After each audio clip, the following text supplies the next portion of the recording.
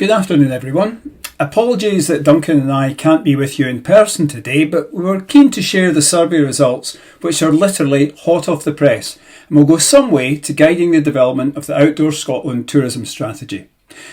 My name is Jim Eccleston, and I've been managing this survey along with my business partner Duncan Stewart. We co-manage 56 Degree Insight and specialise in tourism research of all types, from consumer to business. We cover destinations, activities, branding, promotion, etc, etc. And we've been conducting this type of research, both client side and agency side, for a number of years. So today, in the time available, it's only possible to provide a quick overview of the results from the survey, but hopefully enough to demonstrate the wealth of data we've gathered and to show you how it can be used to develop the strategy and identify the growth opportunities in this important sector. So today I'm going to quickly cover the background to the survey, talk about the scale of the potential markets for outdoor tourism in Scotland, the profile and characteristics of these markets, and then a taster at the end of how we can look at this data in the most valuable way at the actual activity level, and then finish off with a few headlines from the survey itself. So, our remit and approach. Now, Stuart and Fergus will have provided some background on where this consumer research fits within the wider strategy development. But as in all research, we felt it was important to begin with some background details to the survey itself. First thing to mention is that the survey is amongst UK adults, the core, close to home, domestic markets. The survey was undertaken online using the UK-wide consumer panel over a period of 8 days in mid-September. Completion of the full questionnaire of 35 questions took around 12 to 15 minutes, depending on the level of detail people were able to provide to undertake that survey. Eligible for inclusion were what we would term as considerers of an overnight outdoors or activity-focused holiday or break in Scotland. In other words, non-rejectors. So nobody to reject the idea of an overnight holiday or break in Scotland, first and foremost. And the main purpose of any trip they would take would be to experience the outdoors or to undertake outdoor activities. You know, a range of activities were suggested: walking, cycling, mountain biking, water sports, or anything else that involved outdoor sports. And this was extended to include health and well-being breaks in the outdoors as well. Now, key in all this is that the activity would be the main motivation for the trip. Would not include people who would visit Scotland, but would only take the odd walk, if you like, whilst we're there. But we also recorded the proportions of people interviewed who didn't meet the above eligibility criteria. This means we're able to provide market potential volume estimates for the UK population. So in total, we completed almost 1,600 interviews with what we call eligible respondents, people who met that definition. And to achieve this, we actually undertook 4,707 contact interviews to deliver that full set of data. So basically, that's basically a penetration of 33% within the UK adult population. That's enough background. I mentioned that our approach enabled us to calculate the penetration of the potential outdoor markets for Scotland. So we're able to count the number of rejectors, both of activity holidays and of Scotland itself. And this means we can provide estimates of the scale of outdoor tourism and, importantly, the potential to grow these markets. So apologies, first of all, for all of the data on this slide, but it's really difficult to present this in any other way. I'm going to jump past the qualification questions around levels of interest in activity holidays and taking them in Scotland in particular. But the number of rejectors have been factored into all of the estimates of volume that you see on this chart. And again, I do apologise for the amount of data that's here.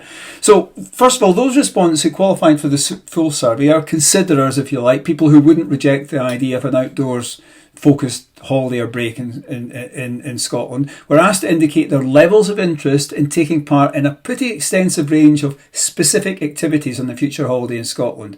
Around 30 or so of them, and they're listed on this chart. The table focuses on those who said they were extremely interested in undertaking each of these activities at some stage in the future on a Scottish holiday. It's a more realistic estimate of the scale of the market who would seriously consider such an activity-focused holiday to Scotland.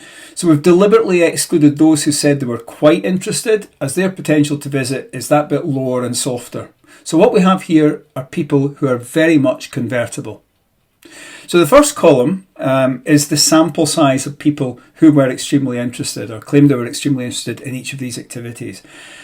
And we're able to do very detailed analysis at the activity level for each activity, as the sample sizes that you see there are pretty large, almost across the board. The real benefit of the survey approach we took. Generally, we would say that samples in excess of 50 respondents are large enough to enable a degree of analysis. And as you can see, most activities have samples in triple figures, never mind more than 50. The middle column is the proportion of people extremely interested in that activity within the overall UK adult population, derived from our survey. We provided a range rather than a precise single figure proportion in each case, as it is a sample survey and we'd rather provide a broader indication of penetration. And the final column is what those percentages mean in terms of number of adults in the population. Effectively, this is the potential size and realistically achievable market size as well for that activity within the UK market. The pool, if you like, from which to fish from. Two activities have a potential market size for a Scottish holiday in excess of 5 million adults. Shorter distance low-level walking and nature and wildlife watching, whilst day boat trips, longer distance low-level walking, activities for well-being, mindfulness and hiking, rambling, each have the potential to generate in excess of 3 million such holidays in Scotland. All the other details on this chart, and when you see the full report you'll be able to look at this in much more detail. So how does this potential compare against previous actual visits for each of these activities? By comparing the two sets of numbers, we can see the extent to which there is growth potential by activity. So our eligible respondents were asked if they'd previously ever taken a holiday or break in Scotland where one of the activities listed was the main purpose of the trip. The data is presented in the same way here as it was on the previous slide, and we get broadly the same order of things. However, one thing that's important to mention is that we've undertaken a comparison of previous visits versus the proportion who claim to be extremely interested in such a trip in the future. So this appears here as a percentage of the likely growth, if you like, compared with previous visits. So the greater the growth potential, the higher the percentage, if you like. So the percentage is of those who had previously taken that holiday compared with those who said were extremely interested in that type of activity holiday. So what we see here is that fully serviced cruising holidays have a lot of growth potential there, plus 194% compared with previously. Holidays where quad bikes play a central role, plus 149%. Well-being activities generally, plus 116%.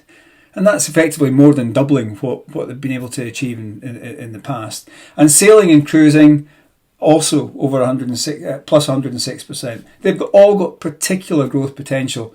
And the data would suggest that really only fishing's the one activity where more limited growth potential exists.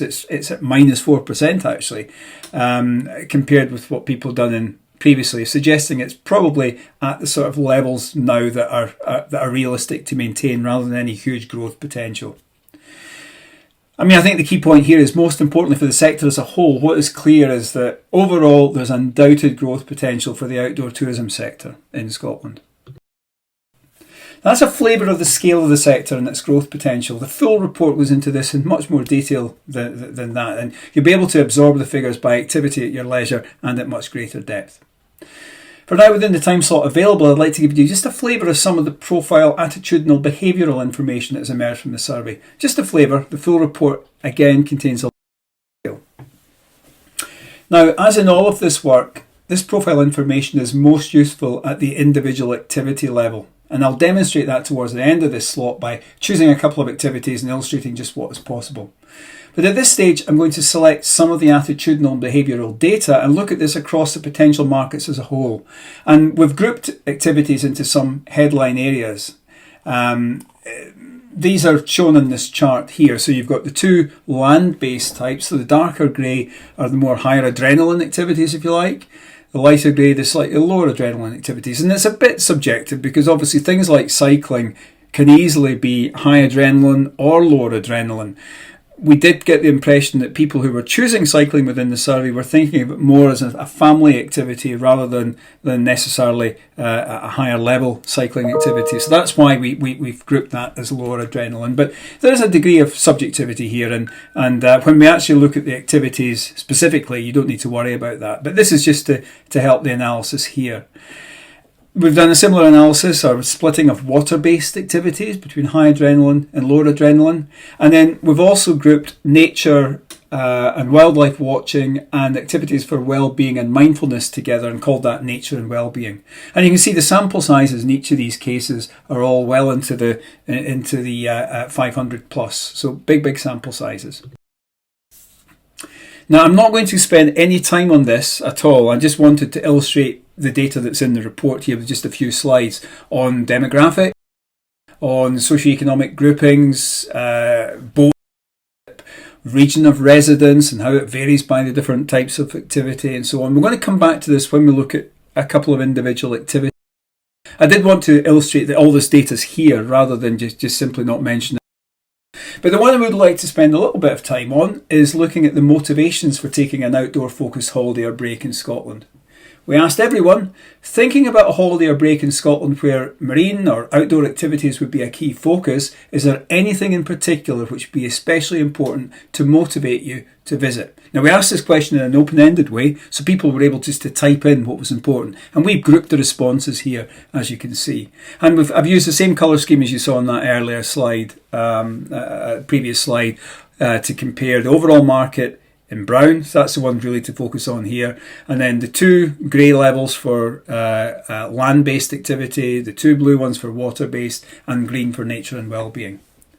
And as you can see, the target market's provided a whole range of motivations. Everybody's different. It's impossible just to say that people come for one reason or two reasons. They come for lots of reasons. Only 5 reasons received over 5% dimensions to illustrate that point. But these are obviously the most important ones, which generally apply to most people. Good weather and sunshine at 16%, affordability, good price at 14%, natural beauty and landscapes at 14%. Now this is people putting all this in spontaneously, so they wouldn't necessarily have used those words, but that was the essence of what they were saying. Good accommodation, 10%, and a destination that was accessible and easy to get to, 8%. So these are all important, and accentuating these positives where appropriate and credible are likely to be motivating to the target market. Although with each activity displaying different attractions and specific motivations, dialing up which elements are likely to deliver greatest returns will be important at the individual activity level. And again, that.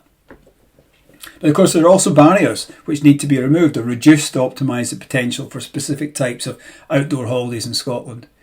Encouragingly, however, over a quarter of the target market claimed there were no potential barriers to visiting, 27%. So immediately that's really positive. For a quarter of the market, there's nothing in particular that's seen as a barrier. But there are, of course, barriers for others. And the two biggest ones you could probably guess: the weather at 14% and cost at 11%. Now, whilst the weather is especially challenging, it does indicate it's important. We do have to think about what we do with people who come for specific activities that are more weather dependent. They've got to have things to do on wet weather days and that can cater for them. And the ancillary activities and facilities around an activity are really important when that comes to mind. And we'll illustrate that in a few moments. But cost as a barrier is often down to perceptions or preconceived beliefs. And obviously cost is different from value for money, and there's lots of ways in which the actual cost can come down or can be seen as being better value even if it's at a higher price. So there's lots of ways that businesses can work with that. But we always need to be, and this is common in Scottish tourism, it's common in destinations across the globe really, that trying to show value is really, really important. Accessibility is a further barrier to 8%, and we should also recognise we're hopefully coming out of a global pandemic, albeit slowly, but the current COVID restrictions, this survey was undertaken, remember, in August. The COVID restrictions back then, and we've still got a lot of them in place just now, they were mentioned by 5% as being a bit of a barrier to taking this type. Now, respondents were provided with a list of specific features of a Scottish outdoors holiday and asked to rate each of them in terms of their importance to them on a scale from 1 to 5. 1 being not at all important, 5 being extremely important. And there was 31 features in total, which I'll show you over 2 charts. But I've ranked them in terms of the proportions rating each extremely important. So the further to the top of this first chart, the more important these things are to more people. I've also shown on the right hand side the mean scores out of 5. So if somebody gave a score of 5, their score is 5 obviously. If they give a score of 4, it's 4. If one person gives a score of 3 and the other person gives a score of 5, then the mean score between these two is 4. So we get a mean score across the whole sample and across each of the different types of people who are extremely interested in these different types of activity groups. So the higher the score, the closer to 5, the more important that is to them. So if we look at this chart, attractive scenery is the most important feature for people in our target market. Almost 3 in 5 rated this as extremely important, 58%. And the average score was 4.5 out of 5. It was even more important for those interested in the lower adrenaline land-based activities and nature and well-being. They got 4.7 out of 5, and they've been marked with green squares to illustrate slightly more important for those particular types of activity. Accessible lower level walking routes suitable for all abilities were also important. 33% said they were extremely important, and that got a score of 4.2 out of 5. But also above that we had nature and wildlife to watch and lakes, lochs and rivers, both of which also got scores above 40%. So they were the next two before we actually get to low level routes. Walking routes. So you can get an idea from this chart the sorts of things which are important to people and how it varies. Now, one thing that is really important to mention here, and hopefully it's very obvious, but this varies significantly by individual activities. It's not so immediately obvious by the groupings we have here, but when we look at somebody who is sailing versus somebody who is going for a rock climbing holiday, their needs are very, very different. What's extremely important to them are very different. Some things are common, but a lot of the more specific things are different. And that is something which will come through when we see individual activities in a few moments. This is the second half of the chart. So these things are more niche generally, a lot more activity specific elements, such as cycle hire facilities, around about a third of the way down there. Obviously, if you're not intending to hire a bicycle on your trip, that's not so important. If you are, it's extremely important. So when we look at the cycling market, that's obviously much, much more important, and so on. But hopefully you can see how we can prioritise the things that are important at the activity level for people from the particular survey. We also provided a list of more ancillary features of a Scottish outdoors holiday and asked people to rate each of them in terms of importance on a similar scale. So again, that 1 to 5 scale, as we saw previously. And you'll see here there was a lot of interest, first of all, in local food and drink to try. This was the most popular ancillary requirement, if you like, with 39% describing that as extremely important. Traditional towns and villages to visit, historic places to visit. So if we think about these wet weather days and so on, and you have a very weather-dependent activity, if you're able to, and we look at the profile of people interested in that activity, we can, in this particular question, we can see the sorts of things which you might be able to offer either in partnership with other providers, or that you can do yourself, that can provide something else that keeps these people happy, entertained, enjoying their break, even if the weather isn't behaving as we'd like it to be. So you can see the list of things here. I'm not going to go through them in any detail. The full report has all of this.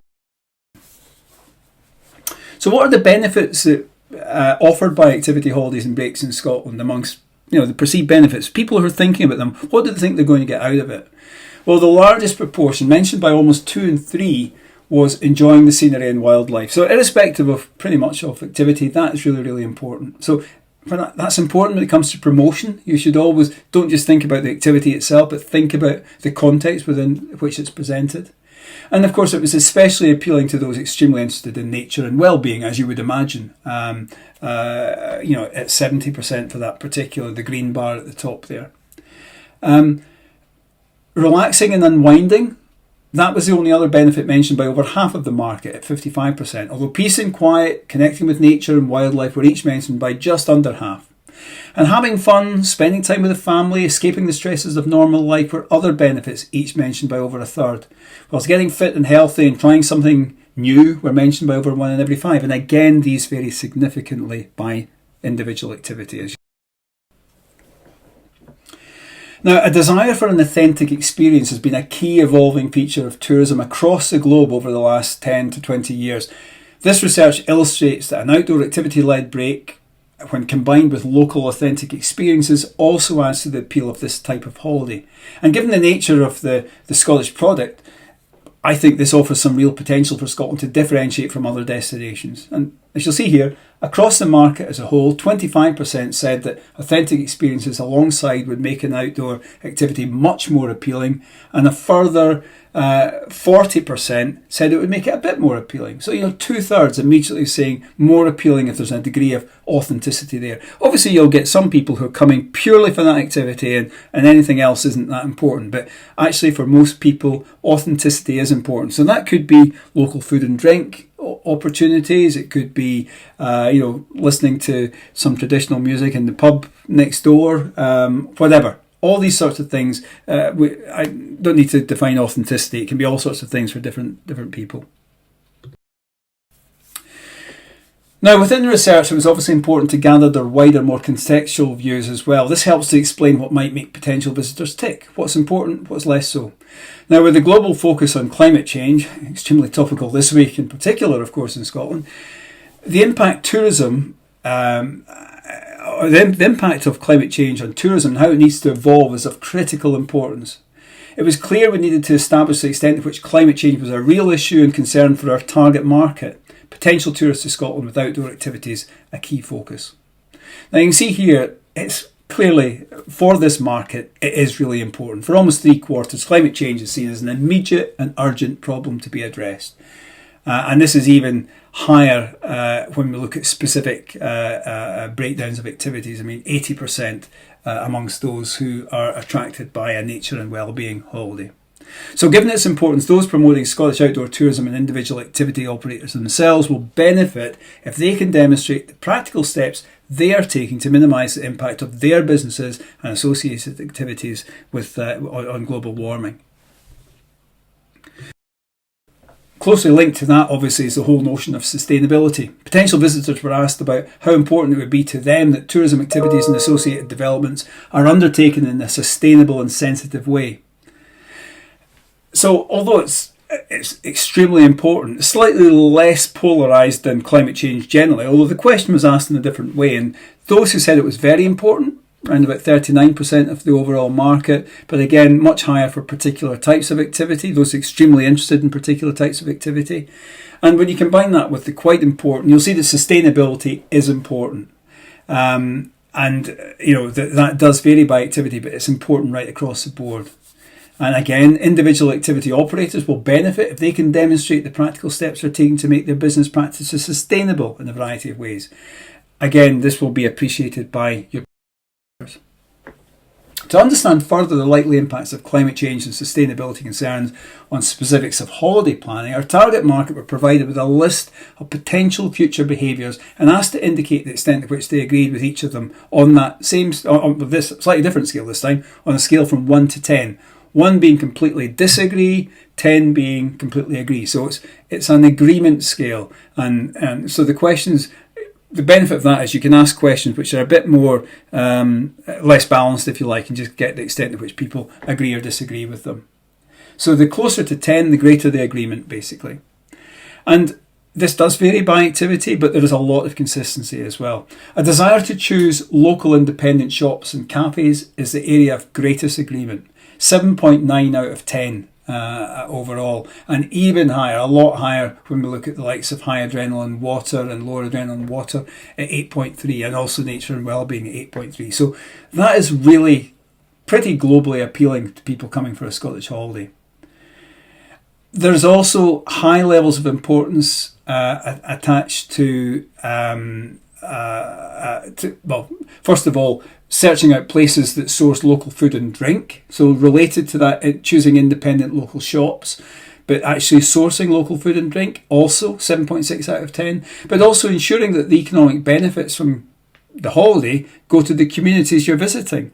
That is seen, that's obviously very sustainable, and that's something which visitors see as being important. So being able to demonstrate that as a business is really, really important. I'd be willing to take such a trip in the off-season. Again, spreading the benefits, spreading the pressures of tourism, if you like, across the season is also something which is generally something that a lot of these potential visitors would be up for. Now, there are some mixed responses as well. I mean, a majority would rather relax and enjoy themselves rather than think about sustainability whilst on holiday. And they will travel internationally in future despite the concerns of the impact. This is almost this value action gap that we often see in these types of surveys, where people say something's important, but when it comes to their individual actions, they maybe don't demonstrate that so much. And holidays are often put as something that's sacrosanct and something where you can indulge yourself and you forget about the pressures of the stuff that's otherwise important to you. And that's obviously something which is a challenge for the industry as a whole to deal with, but maybe illustrates, given how important sustainability is for these people generally, if the business can demonstrate that they are doing things that are sustainable, that help the climate emergency, then there is less of a guilt for the visitor who's there, and they feel that something has been done from their holiday, and maybe taking some of the guilt out of it. But obviously, it's a much wider issue than that. But that value action gap is something that certainly does exist. So finally, we come on to what I think is the most useful part of the whole data set of information we've collected on activities. And that is at the actual individual activity level. We can profile the scale, the characteristics, the needs, the desires of potential visitors for each of the different activity types.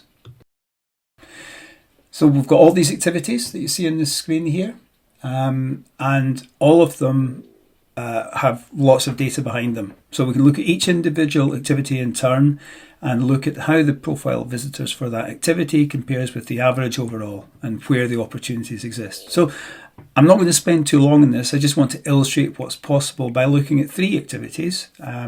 First of all, nature and wildlife watching. Then we'll come back to this slide and we'll click on the mountaineering button and look at mountaineering. Then we'll come back to this slide again and click on the sailing and cruising button, just to have a quick look at how the profile varies for each of these different activity types. So let's kick off with nature and wildlife watching. So the first slide shows very clearly what the penetration of that is within the population in terms of the size of the potential market who are extremely interested in that activity as a primary motivation for a Scottish holiday. So we've seen these figures before, this is just a reminder. So clearly a big potential market exists for this particular activity. Then we can look at the socio-demographic profile of potential visitors. I've used the same format throughout. Dark blue for the activity in question, in this case nature and wildlife watching, grey for the average across all the different activities. And if we look at this example, I'll just highlight a few things from this particular slide. For nature and wildlife watching, more of a broad age spectrum there than is the case overall. There's quite a few, we've got 39% aged 55 plus who are extremely interested in this activity, as opposed to 23% overall. So more of a broader age range, slightly older age range in this particular activity, as you would probably expect. Slightly less likely to have children in the household, so less likely to be families. So 64% no children in the household compared with 47% overall. And then if we look on the right hand side, the likely party composition, that comes through here. 43% most likely to come with their partner, as opposed to 34% with the family. Previous activity holidays in Scotland. Now this looks at, for each activity, the extent of which they've come to Scotland before to take part in any of the activities listed. So in this case, for nature and wildlife watching, 44% of them had been here before for that particular purpose, the dark blue bar towards the top. But you can see there that they're also more likely to have been here before for short distance low level walks at 35% and for hill walking rambling at 25%. So there's a lot of crossover there in these particular types of activities, but otherwise much less so than the average, less likely to have come for some of the other activities. A more passive type of activity in many ways. Their motivations for coming to Scotland for an outdoor activities holiday? Well, very clearly we see here that natural beauty, lots of landscapes at 18%, affordable destination, good price at 16%, good accommodation 10%, lots of animals to watch and wildlife 9%. These are all performing above the average. But also important are things like plenty of sunshine, nice weather, and all the other things which appear towards the top of that list. Barriers, again, in common with the overall picture, just around about a quarter can't see any barriers, which is very encouraging, and the other barriers are very much in line with the overall picture. A lot down to weather, a lot down to cost. Then we can look at the importance of different features amongst those extremely interested in nature and wildlife watching versus the average. And this is interesting because we see very clearly here that for most things it's less important for them. That's red than the average. So where we've got red numbers out of 5, it doesn't mean it's unimportant, but it's slightly less important than the overall picture. So for example, accessible coastal waters for sailing, 3.3 out of 5 as opposed to 3.8 out of 5 overall. Not surprising, it's less likely to be something that you would undertake on this particular activity. And so on, and you can see the variations by the different statements. The top 3: attractive scenery, nature and wildlife to watch, lakes, lochs, and rivers, all more important for this activity. The benefits from an activity holiday or break in Scotland: enjoying the scenery and wildlife, 3/4 of them seeing that as a particular benefit. Connecting with nature and wildlife, 63%, and so on. The different booking channels used, the one where it's slightly more important to nature and wildlife watching than the other activities is a hotel or other accommodation provider. So just booking directly with your accommodation is slightly more important for this activity than it is for the others. Membership, more likely to be a member of the National Trust or the National Trust for Scotland. Magazines read, high level of readership of BBC Wildlife magazine, this is the case right across the board. Websites visited, less likely to be engaging in any of these types of activity, less likely to be using social media, perhaps as much a reflection of the demographics for this particular activity. And then finally, we obviously also asked the questions on climate change and sustainability, and some other questions around the impact of these types of elements around climate change, sustainability on future holidays and breaks, and again we can compare that with the average here. And if I click on the button towards the bottom to return to the navigation page, let's go to the second activity we're going to look at, which is mountaineering. So let's click on the mountaineering. And again, we come back to the headline slide, which shows the penetration, potential market scale of this within the population for Scotland. Not going to spend as long on each slide in this or indeed the next section. Just pull out a couple of things here. Age profile is younger than what we saw with nature and wildlife watching, as you would probably expect. More likely to be in the family lifestyle, or life stage, as you'd say, in terms of household composition. 67% of kids in the household. However, on the right hand side, a larger proportion are going to take mountaineering trips on their own. So it's not necessarily a family activity, it's more likely to be something they would do themselves. And almost half of them who are extremely interested in mountaineering have taken such a holiday in Scotland before, 47%. But also 45% have been here for nature and wildlife watching holidays, or 39% for hill walking and rambling, and so on. Their motivations for visiting, lots of motivations, some much more important than the average, some slightly less important than the average. And the barriers, again, very similar to the overall picture, with again encouragingly a quarter not seeing any at all.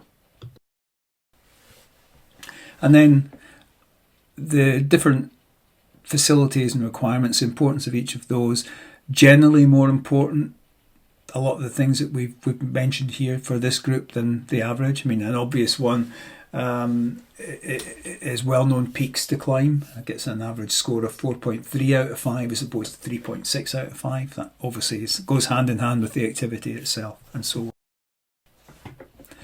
And the benefits from this type of trip, the extent to which they need guided versus and the need for authenticity, again, it's high in a particular group.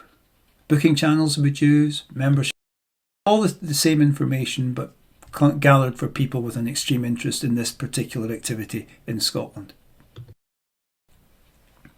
Then have a click on the button to go back to the activity navigation page.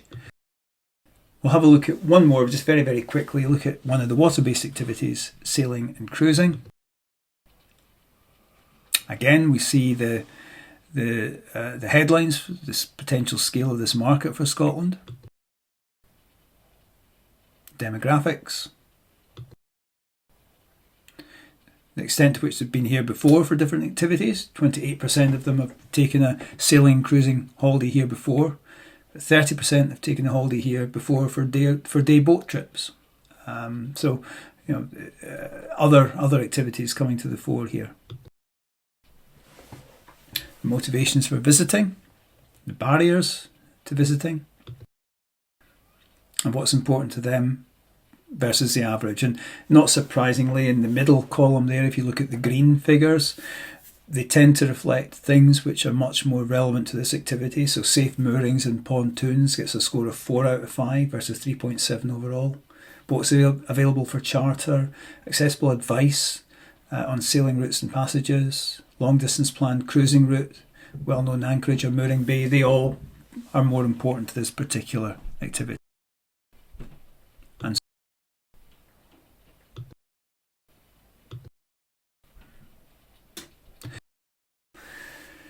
a lot of information there. I'm just going to very quickly finish off with headlines, if you like, in terms of the main findings to come out of this. The scale of the market and the potential for growth. I think we've seen here that the scale of the market is huge and there's a lot of potential here.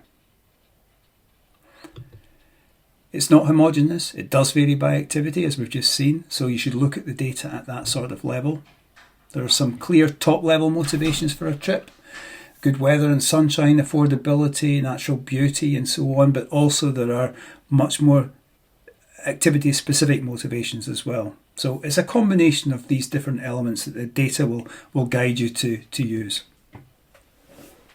And there are definitely a number of destination level features that would make a visit desirable, and I think this is where Scotland has an advantage. 3 key elements were deemed to be very important.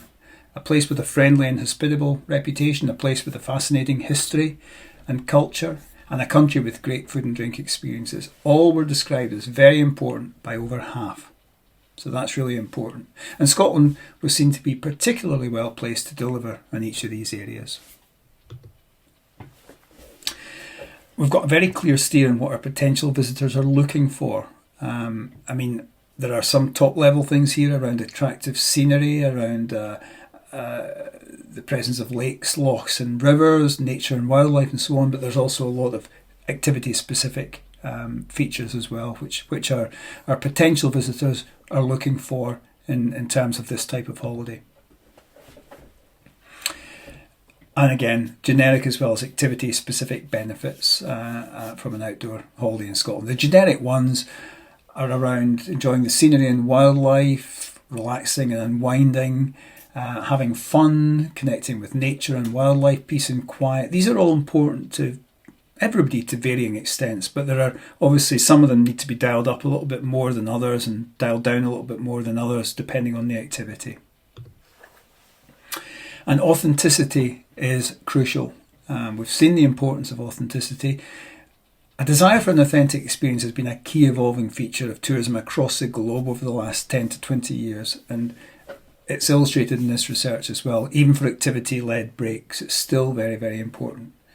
And given the nature of the Scottish product, there's some real potential for Scotland to differentiate from other destinations in this particular area. And then finally, the sustainability message will make a difference. We've seen that climate change is important to people. People want to feel that they're doing the right thing for the planet, that on their holidays that they take, that whilst they may want to enjoy luxuries themselves, they would feel better if they know that the accommodation provider or whoever is delivering on their. So hopefully some interesting and useful information for you here. Feel free to contact either Duncan or myself for more information, and we'll get back to you. But otherwise, enjoy the data. Thank you for your time.